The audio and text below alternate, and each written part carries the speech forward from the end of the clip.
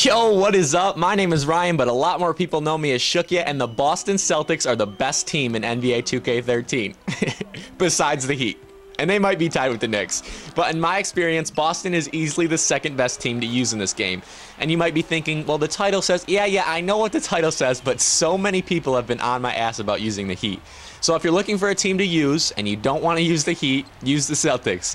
You may be thinking, use the Celtics? Who the hell is this bozo? The Celtics practice in a retirement home. Well, besides the fact that this guy I played was 106-23, the fact that he was 2-0 with the Rockets, and the fact that I made him quit after holding him to 36 points all the way into the fourth quarter, how about the fact that I'm the top-rated three-point shooter in the world right now? I've played Call of Duty professionally, and I love to share my secrets with people that have a passion for basketball. So you can say I put in my work to be one of the best players in this game, okay? You can listen to me. This channel is only for the varsity level NBA 2K players, so if you ain't about this life, there's a dislike button over there, and then you can get your ass off my channel.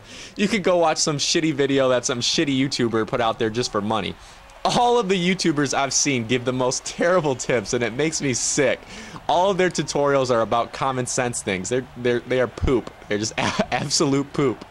Anyway, on to how to use the Celtics. We're going to talk about what the starting lineup should look like and how they should be used on offensive defense. I'm going to do videos like this for all of the good teams and maybe every team in the game if they get requested. But we're going to start here because the Celtics are really the easiest team to use offensively and defensively besides the Miami Heat. I should warn you, okay, before we get started, pay attention, you're probably going to get very confused if you haven't watched our offensive and defensive tutorials, okay? So get ready for this, I'm just saying. The first thing we're going to do is get Rajon Rondo's terrible shooting ass out of the starting five.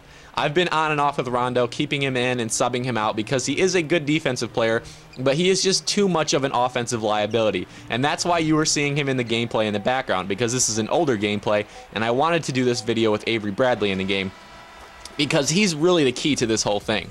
Bradley is injured right now in real life, but he should be back in the next couple of games, so he should come back to the Celtics roster in 2K13, probably in the next 2 weeks or so. Courtney Lee is the other key to this Celtics strategy, and he's not starting in this game because this was back when I first started experimenting with the Celtics. Anyway, here's what your starting five should look like. You got Jason Terry at the point, and he's a decent defender, so getting rid of Rondo isn't that bad because, you know, he can score.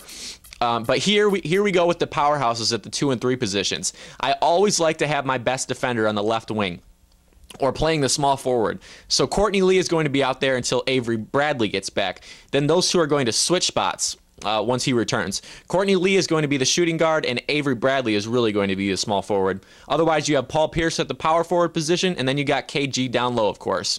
Now, there are two variations of this strategy that I've been working on, okay? So listen closely. The first is the defensive powerhouse variation.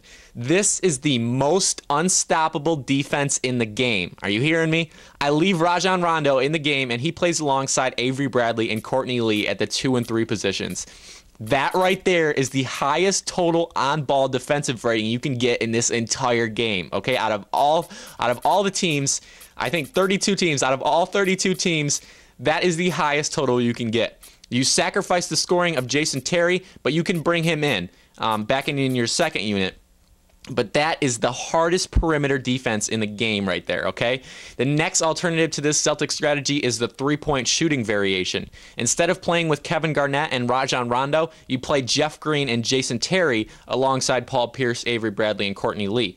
You now have 5 excellent three-point shooters on the floor to light up your opponent. You're definitely going to lose. You're definitely going to lose the battle on the boards. And you don't get the player bonuses for having KG's defensive anchor signature skill, but by attacking the basket and spacing the floor, you're bound to get an open shot every possession if you play your cards right. Here's some more proof of how well this strategy works against an even better team in the Memphis Grizzlies. This kid I beat by 36 points. This Celtic strategy is no joke, guys.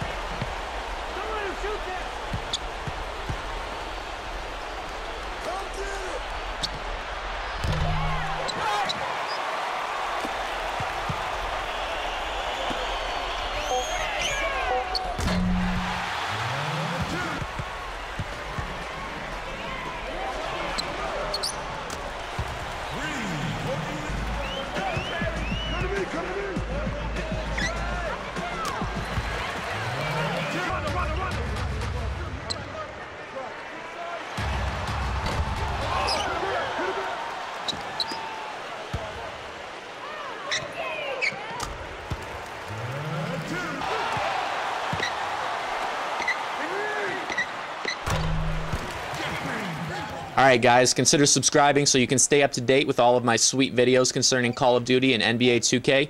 Make sure you check out my offensive and defensive tutorials, my true guide to perfect releases, as well as a video explaining how to make any emblem you want in Call of Duty Black Ops 2.